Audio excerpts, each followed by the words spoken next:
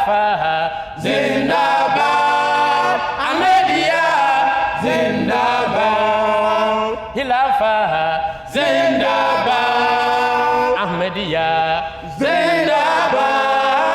Khilafah Zindabad, Ahmadiyya Zindabad. Alifa Hindiya Wankoso, Ahmadiyya Wankoso da. Alifa Hindinu Wankoso, Ahmadiyya Wankoso da. أعوذ بالله من الشيطان الرجيم بسم الله الرحمن الرحيم. We welcome you, dear viewers, once again to your favorite program, Milestone, a program dedicated to the study of the rich history of Ahmadiyyat. This is the Jamaat planted by the hands of Allah the Almighty through the advent of the promised Messiah, alayhi salatu wasalam. In our previous discussions, we studied the bay'ah, that is the initiation, the pledge of initiation. That is the formal way one gets introduced or one gets initiated into the fold of Islam. And that the promised Messiah ﷺ was commanded by Allah the Almighty to start taking the pledge of allegiance. And then later, we also discussed that in 1901, during the national census, the promised Messiah informed the Jamaat members that they should inform the government that they are called Jamaat Ahmadiyyat. They are members of Jamaat Ahmadiyyat. We also discussed the 10 conditions of Bay'ah. That is the conditions one is expected to subscribe to promise, to live up to, in order to fulfill the true import of the Bay'ah, the true import of the initiation he's taking at the hands of the promised Messiah alayhi salam. Today, yet again, we are going to discuss a very important aspect of the history of the Jamaat, and that is the claim of the promised Messiah, that is Hazrat Mirza Ghulam Ahmad alayhi salam, as the awaited Messiah. The Hindus, or the Hinduism, Buddhism, and other religions, Judaism, they are all waiting for a Messiah. Similarly, Muslims and Christians alike also wait for a Messiah. The promised Messiah alayhi salam made a claim that Allah has informed him that he is the awaited Messiah, of which all the religions are waiting for, and that whosoever believes or whosoever wants to be rightly guided should come under his fold. This and many others we shall be discussing today. And with me, as usual, are my regular panelists, students from Jamia Ahmadiyya International. On my immediate right is Suleiman Abdul Hakim Ajimambuatin, a Ghanaian. With him is Suleiman Abdul Hakim, a Nigerian. Gentlemen, you are welcome. Thank you. Right. So as you heard me rightly, we are going to discuss today the claim of the promised Messiah to be the awaited Messiah. And with this was also a very important claim, that the Messiah, that is Jesus, we know, had died a natural death. You know, this is a belief, it's a strange belief to the Christians, most of the Christians, because they believe that, you know, their Jesus was ascended physically to heaven. And unfortunately, some of the Muslims at present, or even before, still hold this belief by misunderstanding or misinterpreting certain verses to mean that even the Quran supports this belief that Jesus did not die a natural death, but was taken physically to heaven. You know, so this was the time the promised Messiah, you know, clarified all this. So we want to know from you, but first you tell us. Let me start from you, Suleiman Abdul Hakim. First, tell us when the promised Messiah made the claim that Jesus had died a natural death, and Allah has informed him that he was the awaited Messiah. Assalamu alaikum wa rahmatullahi wa barakatuh, dear viewers. The promised Messiah, alayhi salam, Hazrat Mirza Ghulam Ahmad, made the claim to be the awaited Messiah by the Christians and by the Muslims as well in 1890. Okay. And the Prophet Messiah, Almighty Allah informed him in 1890 and in these words that Masih ibn Maryam Rasulullahi fought o chuka hai और इसके रंग में वो करवादा के मुवाफिक तू आया है. So you please translate that for our viewers. Yes. Masih ibn Maryam, the Jesus, son of Mary, has passed away. Okay. And according to the promise of Allah in both the Bible and in the Holy Quran, that at the later days, someone will come to rejuvenate Islam and to show people the true way to Almighty Allah. According to this promise, you have come, and this is the promise of Almighty Allah, which has been fulfilled on you. Okay. As well, Almighty Allah said to the Prophet that Ja'alnaka Masih ibn Maryam, that we have made you the Jesus, son of Maryam.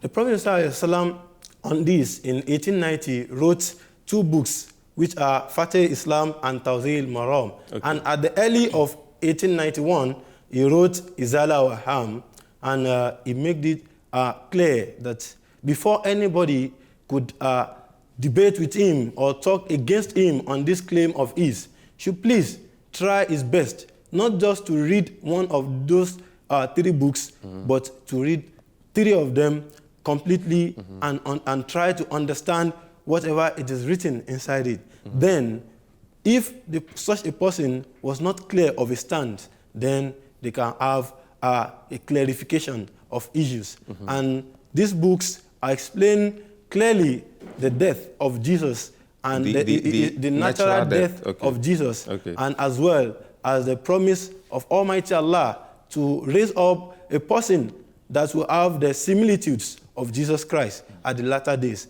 which was fulfilled, which got fulfilled in the person of Hazrat Mirza Ghulam Ahmad, who is the promised Messiah. And this is how the promised Messiah has made his claim in 1890. Right. So here he made the claim that, one, Jesus, whom you think ascended physically to heaven, died a natural death. Exactly. And Allah has informed him that he is the second coming of Jesus. Okay. But I'm sure, before this, the Prophet Muhammad had, as we discussed in our previous programs, that he wrote, Brahina Media, that served as a redeemer for the Muslims, because they had no one to defend them from the onslaughts of the other religions. So I'm sure by now he was noted, or he was known to be the champion of Islam. They all respected him. But was it the same after this claim that he is the Messiah? Was it the same that they still accorded him the same respect as they did after the publication of Bahina Media and all that? Was it the same? Hakim, tell us. This time, the story was different from that of what happened after the publication of Bahina Media by the promised Messiah, where the Muslims became happy that they've gotten someone who would redeem them from the onslaught and attacks of the Christians and other religions. This time, the Maoists of India became very angry at the promised Messiah, by the promised Messiah claiming to be the awaited Jesus, awaited Messiah by all religions, and saying that the Jesus, son of Mary, who came for the children of Israel, had died a natural death. Then he's trying to prove their belief as false. And their belief was that Jesus ascended to the heavens alive. And with that same physical body, he will descend from the heavens to the earth. And they tried presenting Quranic verses to support this claim. Of course, they did so. So the Maoists became angry. And one of them was Maulvi Muhammad Hussein Batalvi, who was in history the greatest enemy of the promised Messiah. He traveled to Amritsar, a town in India, for some reasons. And when he went there, he went to the press where they were publishing or printing these books of promised Messiah, Fatih Islam and Tawzir Maram, which in this book where the promised Messiah claimed to be the Messiah, and also said that Jesus Christ had died a natural death. So he asked for the proofs of this book.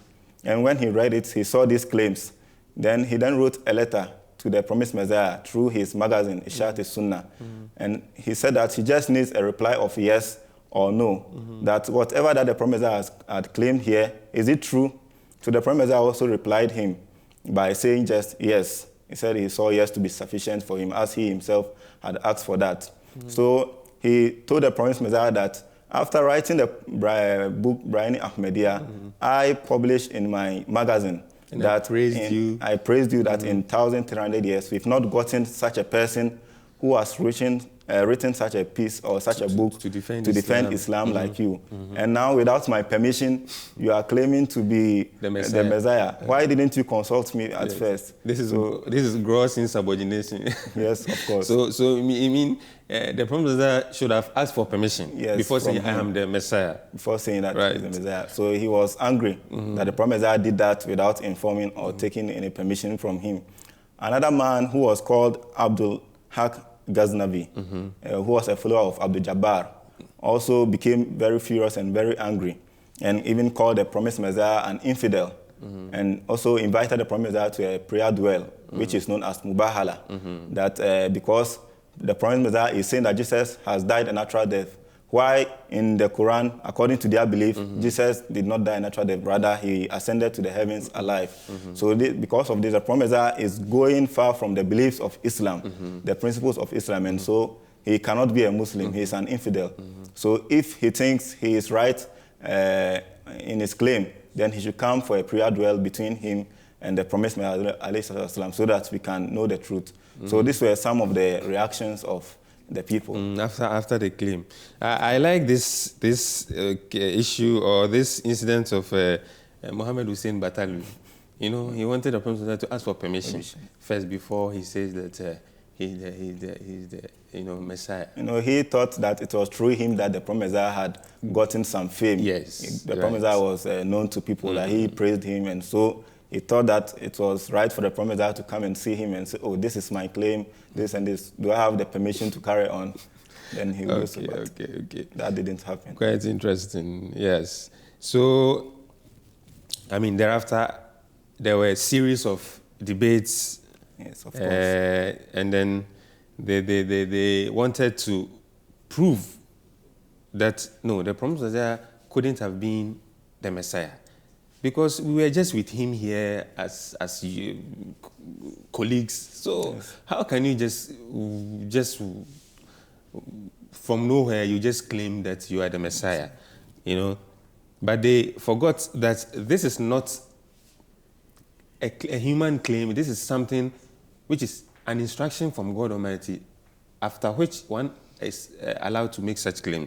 But probably they thought, just like anyone can claim any other thing, like they do normally. So the Prophet did it on his own volition. So that was improper. Yes, he should have asked for permission. This was the same answer the promised Messiah gave to Abdul Haq Ghaznavi, that he had not claimed based on his own selfish ego or any wish or demand or desire of himself, but rather it is true revelations vouchsafed to him by God Almighty that he is making this claim. God Almighty had commanded him to make this claim, and he cannot be disobedient to God.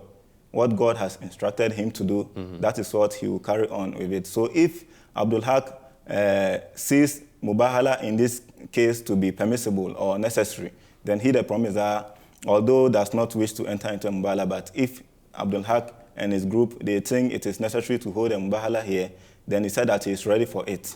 So this was the answer he gave them. Right. So, Mr. Suleiman, tell us, now there are going to be series of,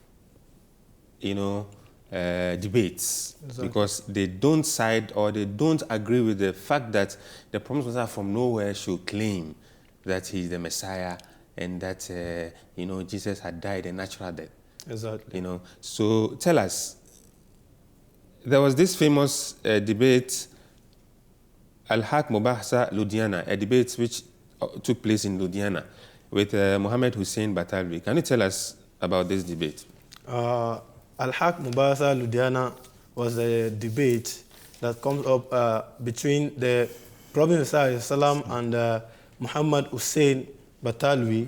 And the reason for this debate was that, as my brother has said, that the Prophet Messiah, how could he claim to be the second coming of Jesus, which they assume to be in the heaven by the side of Almighty Allah. And the Prophet Messiah make it a very clear stand of him that this debate should be based on the Holy Quran, after which he could consider hadith, which goes in hand with the Holy Quran. And Muhammad Hussein Batalwi, as the leader of Ahl al-Hadith at that time, was trying his best to drive the Prophet Messiah from a stand of using the Holy Quran to prove the death of Jesus to the hadith. And you mean he was trying to make the promised Messiah take or base all his arguments on hadith to prove the death, the natural death of Jesus, as opposed to that of the Quran. Okay. So the Prophet Messiah make his stand that they should make this debate on the Holy Quran, the proofs that are in the Holy Quran of the death of Jesus. And he, Muhammad Hussein Batalwi, should bring his proof also from the Holy Quran of the life of Jesus in the heaven. So it so happened that during the debate, the second day of this debate, one of the followers of Muhammad Batalwi, Nizamuddin Sahib, he went to Muhammad Hussein Batalwi that are there any verses in the Holy Quran that substantiate that the Isa is still in heaven? So with joy, Muhammad Hussein Batalwi told him that there are more than 20 verses of the Holy Quran that says that the Isa is still in heaven. So the same man, Nizamuddin Sahib, went to the Prophet ﷺ and asked him that your claim of Jesus, the death of Jesus, natural death of Jesus, can you make it firm? Can you give the references in the Holy Quran that supported all these your claims? The Prophet ﷺ said, on this issue, Holy Quran is with us on this issue. The Prophet ﷺ let him know that even just bring one Quranic verse that says that Jesus is in the heaven alive, with Almighty Allah alive. And as we said earlier, that Muhammad Hussein Batalwi was trying to drive the Prophet ﷺ towards using the hadith instead of the Quran. So it so happened that Nizamuddin Sahib went to the Muhammad Hussein Batalwi because he has asked him earlier on, is there any Quranic verse to support that? So he asked him that, can you give any Quranic verse? Even the Prophet said that one Quranic verse is enough. And then we win the debate. Then we win the debate. We don't need to even... So Muhammad Hussein was very annoyed that we are trying to drag him from Quran to Hadith, that we should use Hadith to claim this. You are even going and ask for, when he is now asking you to bring one, there's no Quranic verse to support this, that Jesus is still in heaven. And so from this, Nizamuddin Sahib, he derived that there is no Quranic verse. So even one verse to support that Isa is still alive and is sitting down at the right-hand side of Almighty Allah. Because this comes out from the mouth of Muhammad Hussein himself. So he was carried away with this truth. And so he took the bayat from the Prophet Messiah. He became the follower of the Prophet Messiah because of these two clear stands. And Muhammad Hussein couldn't hold this debate. He was trying to drag the Prophet ﷺ to use hadith on this to make it support his stand. While the Prophet ﷺ was trying to explain to him that we should consider the Holy Quran first. Then, if there are hadiths that supported the Holy Quran and doesn't go against the Holy Quran, then we will take and use in support of this. So this was the way Almighty Allah increased the followers of the Prophet Messiah. As we said in the previous program, there were only 40 or more that took the bayat from the promised Messiah. And at this time of his claim, there should be a lot of people running away, but rather it was vice versa. People were coming into the fold of the Jamaat with the claim of the promised Messiah. And we can see today where the Jamaat is and where those who oppose the Jamaat then, like the example of Muhammad Hussein Batalwi that we are talking about, where they are. Even their graves are not known today. But we can see the books of the promised Messiah, they are safe. Even the Jamaat is progressing from Qadian to the corners of the world, even till here we are today in Ghana. Quite interesting. I mean, this, I remember, here when Nizamuddin Sahib wanted to prove the point that, the Prophet Messiah should prove to him that, indeed, the Quran talks about the death of, the natural death of Jesus, alayhi salam. There was this debate of the usage of this word, tawafi, and, because they translated it as, God taking him completely, using the word wafa yuwafi, meaning that one, of course, means that taking something fully. But the word used here was tawafa, from bab tafa'ul, which means that, which has the import or the meaning of taking the soul of someone. But they misinterpreted it. That is why sometimes they still hold the belief that, Jesus, according to the verse, Jesus did not die.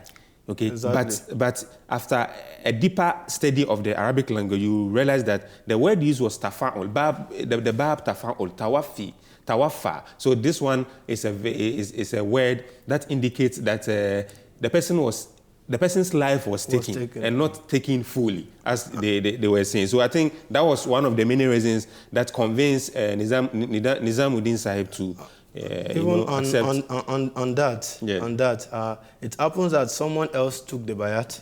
Mavi Ghulam Nabi. Okay. He was a pious man. He met the Prophet Messiah.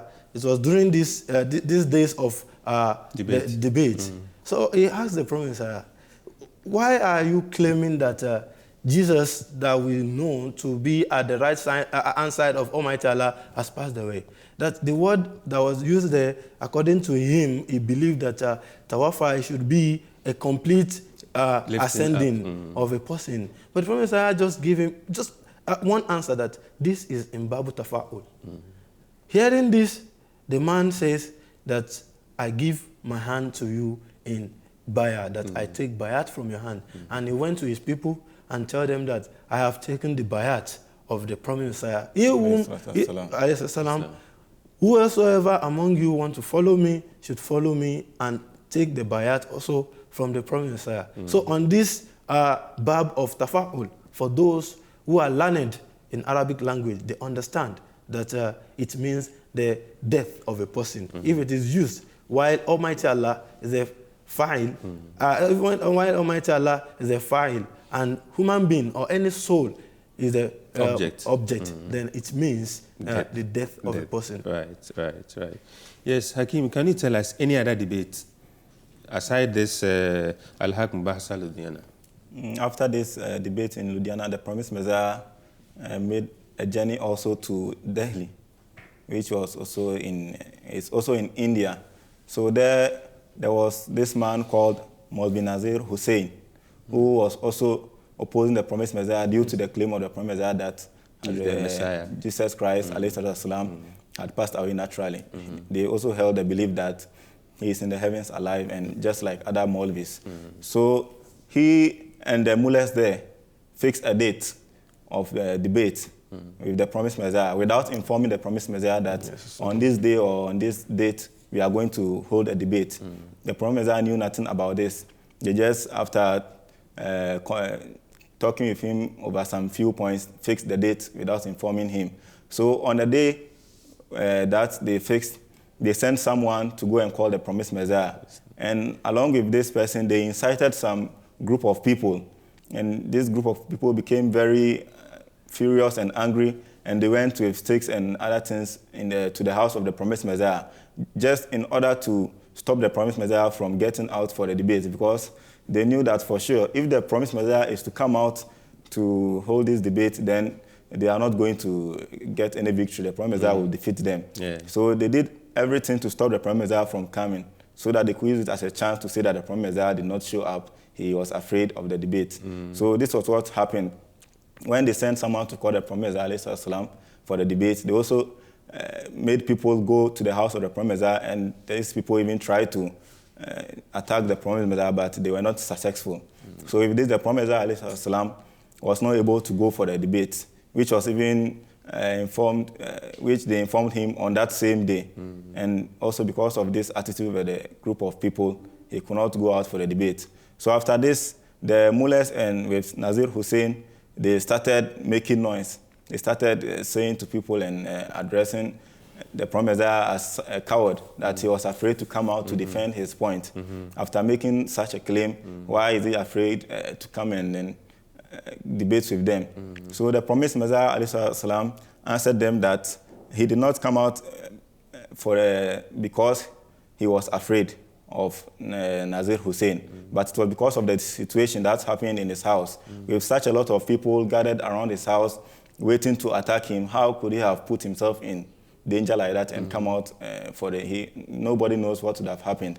So with this, the promised Messiah later, after answering them, made a plan to call for another debate with them. And this time it was held in the Juma Masjid, a mosque in Delhi. And about 5,000 people gathered for this debate. And also, just like Muhammad Hussein Batalvi, instead of them to talk about the real topic, which is Bafati Masih, because they had no proofs. So they were just going beating here, about the bush. yes, and coming there without touching the real topic. So this was also a debate which was held in Juma Masjid, that's the mosque in Delhi, with Nazir Hussain.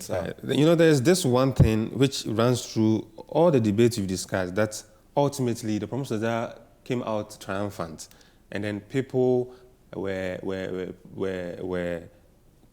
converted into the fold of the Ahmadiyyat. Thank you so much for your discussion. I mean, it's been worthwhile. It's been very informative, and I hope our viewers have enjoyed and have studied a lot. This we bring the program to an end. As you rightly heard, we discussed the fact that the promised Messiah claimed to be the Messiah, and also proved from the Quran that with several verses that indeed Jesus died a natural death, as opposed to the belief of other people, and then even some Muslims, that Jesus is still alive in heaven there, by misconstruing, misinterpreting some Quranic verses. This is not the case. The fact is that Jesus died a natural death just like any other prophet, and that was it. And then the second coming of the promised Messiah of Jesus was the promised Messiah, Hazrat Mirza Ghulam Ahmad of Qadian, and this is what we believe. This is the true belief, this is the stance of the Jamaat Ahmadiyyat. If I could briefly make this chip in, that in Fatih Islam, that is Victory of Islam, the book written by the promised Messiah to declare that he has been sent as the Messiah of this age. So he declared in that his purpose, his mission was going to be fulfilled in 5 ways, one of which is publications, through publications. Then the second one is through leaflets. The third one are through interviews. And the fourth one through correspondence. And the fifth one is through bayat, and that is the pledge of initiation. Thank you so much.